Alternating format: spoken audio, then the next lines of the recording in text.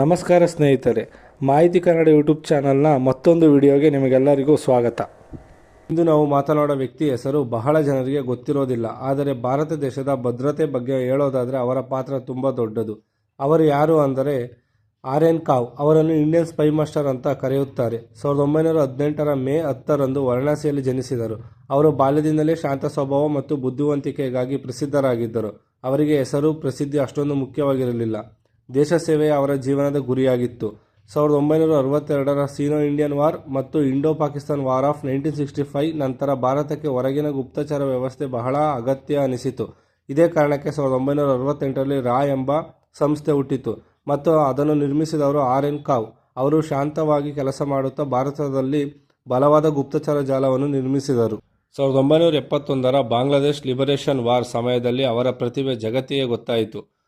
ಪಾಕಿಸ್ತಾನದ ವಿರುದ್ಧ ಯೋಜನೆ ರೂಪಿಸುವುದು, ಗುಪ್ತ ಮಾಹಿತಿ ಒದಗಿಸುವುದು, ಈ ಕೆಲಸಗಳ ಮೂಲಕ ಅವರು ಭಾರತದ ಗೆಲುವಿಗೆ ಮಹತ್ವದ ಪಾತ್ರ ವಹಿಸಿದರು ಮತ್ತು ಯುದ್ಧದ ನಂತರ ಬಾಂಗ್ಲಾದೇಶ ಒಂದು ಸ್ವತಂತ್ರ ದೇಶವಾಯಿತು. ಅವರು ಅನೇಕ ದೇಶದಲ್ಲಿ ಸ್ಪೈ ನೆಟ್ವರ್ಕ್ ನಿರ್ಮಿಸಿ ಭಾರತಕ್ಕೆ ಬರುವ ಅಪಾಯಗಳನ್ನು ಮುಂಚಿತವಾಗಿ ಗುರುತಿಸುತ್ತಿದ್ದರು. ವಿಶೇಷವಾಗಿ ಇಂದಿರಾ ಗಾಂಧಿ ಅವರ ವಿಶ್ವಾಸವನ್ನು ಅವರು ಗಳಿಸಿದ್ದರು ಮತ್ತು ದೇಶದ ಪ್ರಮುಖ ನಿರ್ಧಾರಗಳಲ್ಲಿ ಅವರ ಸಲಹೆ ಬಹಳ ಮುಖ್ಯವಾಗಿತ್ತು. ಇಷ್ಟೊಂದು ದೊಡ್ಡ ಕೆಲಸಗಳನ್ನು ಮಾಡಿದರೂ ಅವರು ಯಾವಾಗಲೂ ಸ್ಪಾಟ್ಲೈಟ್ನಲ್ಲಿ ಇರಲಿಲ್ಲ.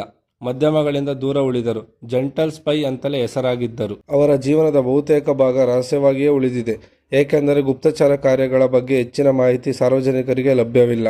ಅವರ ಜೀವನದ ಕೊನೆಯ ಭಾಗದಲ್ಲೂ ಅವರು ಶಾಂತ ಮತ್ತು ಪ್ರೈವೇಟ್ ಜೀವನವನ್ನೇ ನಡೆಸಿದರು. ಕೊನೆಗೆ 20 ಜನವರಿ 2002ರಂದು ಅವರು ನ್ಯೂದೆಲ್ಲಿಯಲ್ಲಿ 83ನೇ ವಯಸ್ಸಿನಲ್ಲಿ ಅವರು ಸಾವನ್ನಪ್ಪಿದರು. ಅವರು ನಿವೃತ್ತಿಯಾದರೂ ನಂತರವೂ ದೇಶದ ಭದ್ರತೆ ಬಗ್ಗೆ ಸಲಹೆಗಳನ್ನು ನೀಡುತ್ತಿದ್ದರು, ಆದರೆ ಬಹುತೇಕ ಸಮಯ ಜನರ ಗಮನದಿಂದ ದೂರವೇ ಉಳಿದರು. ಇಂದಿಗೂ ರಾ ಸಂಸ್ಥೆ ಅವರು ಹಾಕಿದ ಬಲವಾದ ನೆಲೆಯ ಮೇಲೆ ಕಾರ್ಯನಿರ್ವಹಿಸುತ್ತಿದೆ ಮತ್ತು ಅವರ ಕೊಡುಗೆ ಭಾರತ ದೇಶದ ಭದ್ರತೆಯಲ್ಲಿ ಅಳಿಸಲಾಗದ ಗುರುತು ಬಿಟ್ಟಿದೆ. ಅವರು ಪ್ರಸಿದ್ಧಿಯನ್ನು ಹುಡುಕಲಿಲ್ಲ, ಆದರೆ ಅವರ ಕೆಲಸ ದೇಶದ ಭವಿಷ್ಯವನ್ನೇ ಬದಲಾಯಿಸಿತು. ನಿಜವಾಗಿ ಹೇಳಬೇಕಾದರೆ ನಮ್ಮ ದೇಶ ಸುರಕ್ಷಿತವಾಗಿರೋದಕ್ಕೆ ಕಾರಣವಾಗಿರುವ ಅಜ್ಞಾತ ಹೀರೋಗಳಲ್ಲಿ ಒಬ್ಬರು ಆರ್ಯನ್ ಕಾವ್. ಮುಂದಿನ ವಿಡಿಯೋದಲ್ಲಿ ಇನ್ನೊಂದು ಅಜ್ಞಾತ ಹೀರೋನ ರೋಚಕ ಕಥೆಯೊಂದಿಗೆ ನಿಮ್ಮ ಮುಂದೆ ಬರುತ್ತೇನೆ. ಅದನ್ನು ತಪ್ಪಿಸಿಕೊಳ್ಳಬೇಡಿ. ಜೈ ಹಿಂದ್, ಜೈ ಕರ್ನಾಟಕ ಮಾತೆ.